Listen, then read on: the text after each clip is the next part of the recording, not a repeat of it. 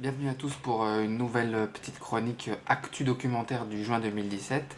Je vais essayer d'être rapide et concis parce que c'est pas des chroniques qui sont très dynamiques. Donc on commence tout de suite par ce qui a eu lieu au mois de mai et qu'on a potentiellement loupé mais qu'on pourra rattraper plus tard. Déjà il y a eu Cannes. Cannes c'est important parce que à côté de tous les films de fiction dont on parle beaucoup, il y a aussi des choses qui se passent.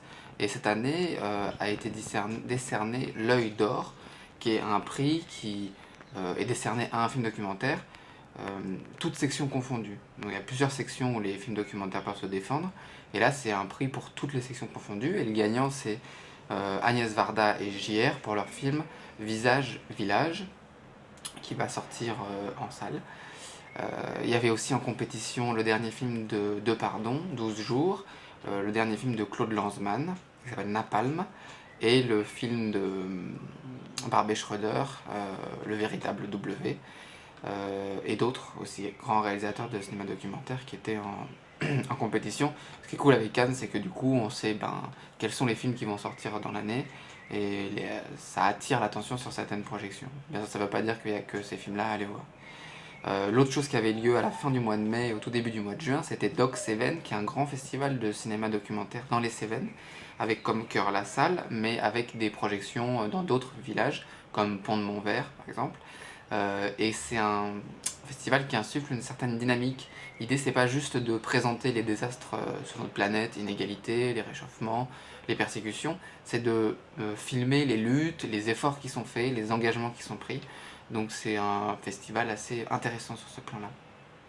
Pour le mois de juin, il y a un festival Ciné-Palestine, FCP, qui a lieu Paris, Montreuil, Saint-Denis et l'Autriche, Aubervilliers, avec un intérêt particulier mis sur la guerre de 6 jours, parce que ça fait 40 ans qu'elle a eu lieu. Il y a le festival de cinéma aborigène qui a lieu au cinéma des cinéastes, donc c'est aussi dans Paris, et qui montre des films aborigènes, donc australiens. Check-in, festival tchèque et slovaque, si vous voulez voir des films tchèques et slovaques. Il y aura 2 films documentaires qui seront présentés le lundi 12 juin. L'un au centre tchèque et l'autre à l'entrepôt, qui est dans le 14e arrondissement de Paris aussi.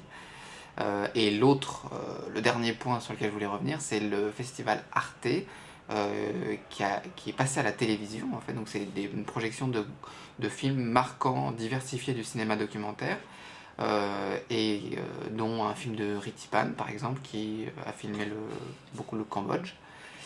Et tous ces films sont disponibles sur Arte 7, donc on peut les revoir où qu'on soit. Pour les sorties documentaires du mois, c'est le 7 juin qui est sorti Le Vénérable W de Barbet Schroeder. On va faire une chronique dessus, à tous les coups. Le 28 juin que sortira le film d'Agnès Varda, qui s'appelle Visage Village, avec JR.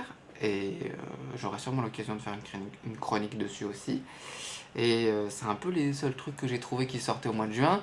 Par contre, un truc qui est bon à savoir, c'est que sur la plateforme VOD, qui s'appelle Tenk, je sais pas trop comment ça se prononce, je l'écrirai dans la barre d'infos de toute manière, vous pouvez voir jusqu'au 8 juillet plusieurs films de Wang Bing, qui est un très grand réalisateur chinois, très reconnu dans le domaine, dans le milieu du documentaire. Donc si vous voulez le découvrir, ça peut se faire sur Tenk. Voilà, à très bientôt pour des nouvelles chroniques.